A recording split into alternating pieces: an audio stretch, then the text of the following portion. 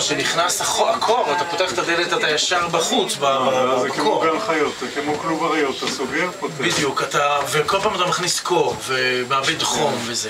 ברגע שיש את המבואה, קודם כל היא מתחממת מאוד בחורף, יחסית בגלל קצת שמש, אז זה קצת הרבה יותר נעים. והיא שומרת, כל זה, זה בידוד למבנה.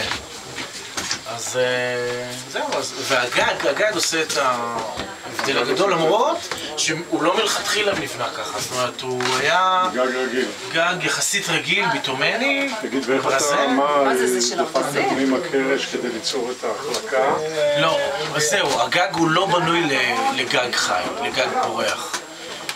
ואחר כך אנחנו היינו צריכים להתמודד עם זה, איך להתמודד עם זה, זאת אומרת, לראות איך המצעים לא ירדו. אז חשבנו לעשות כל מיני דברים, בסוף לא היה זמן ושפכנו את זה ככה ואמרנו אולי הם לא ירדו, אז הרוב לא ירדו.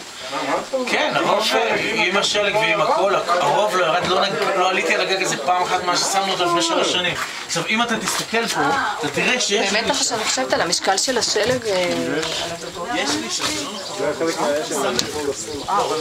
בטח, בטח. אבל יש לי שם מלמעלה למטה.